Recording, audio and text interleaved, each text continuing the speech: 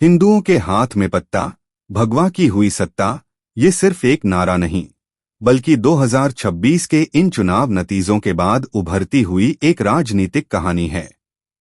5 राज्यों में हुए चुनावों की गिनती ने देश की राजनीति को एक नया मोड़ दे दिया है, जहां एक तरफ भारतीय जनता पार्टी अपनी पकड़ मजबूत करती नजर आ रही है, वहीं दूसरी तरफ विपक्ष अपनी रणनीति पर फिर से सोचने को मजबूर दिख रहा है।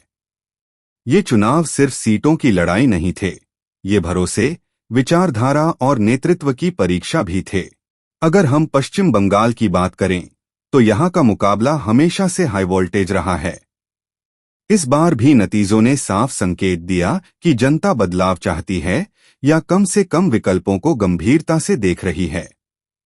ममता बनर्जी के नेतृत्व में लंबे समय से चल रही सरकार को कड़ी चुनौती मिली और भारतीय जनता पार्टी ने अपनी उपस्थिति को पहले से कहीं ज्यादा मजबूत किया। यह सिर्फ एक राज्य का परिणाम नहीं, बल्कि एक बड़े राजनीतिक विस्तार का संकेत माना जा रहा है। वहीं असम में तस्वीर कुछ अलग है। यहां भारतीय जनता पार्टी ने अपनी पकड़ बनाए रखी है और लगातार तीसरी बार सरकार बना रही है, जिससे यह स्पष्ट होता है कि भाजपा की नीतियां और संगठनात्मक ढांचा इस क्षेत्र में अभी भी प्रभावी हैं। लगातार जीत यह भी बताती है कि स्थानीय नेतृत्व और केंद्र की रणनीति का तालमेल काम कर रहा है।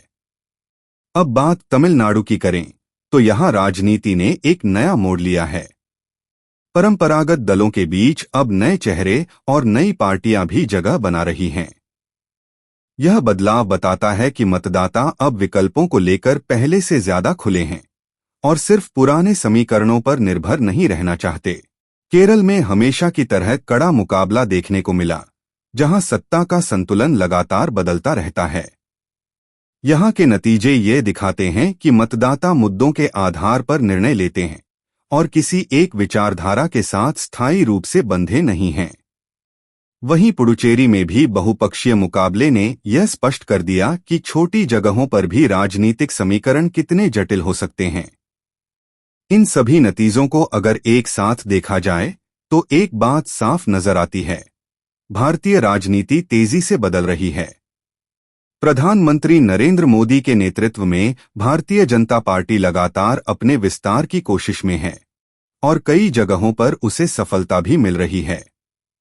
लेकिन विपक्ष भी पूरी तरह खत्म नहीं हुआ है, बल्कि वह नए तरीके से खुद को तैयार करने की कोशिश कर रहा है।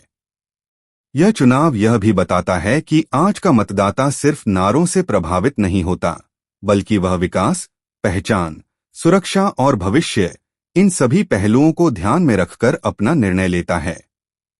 हिंदुओं के हाथ में पत्ता, भगवा की हुई सत्ता जैसे नारे एक भाव को जरूर व्यक्त करते हैं, लेकिन असली कहानी हमेशा वोटर के मन में छिपी होती है। आखिर में सवाल यही है, क्या यह नतीजे 2027 में होने वाले उत्तर प्रदेश, पंजाब और उत्तराखंड के चुनावों की दिशा भी तय करेंगे? क्या यह एक नई राजनीतिक लहर की शुरुआत है या सिर्फ एक चरण है लंबे लोकतांत्रिक सफर का? जवाब आने वाला समय ही देगा, लेकिन इतना तय है कि भारत की राजनीति अब पहले जैसी नहीं रही।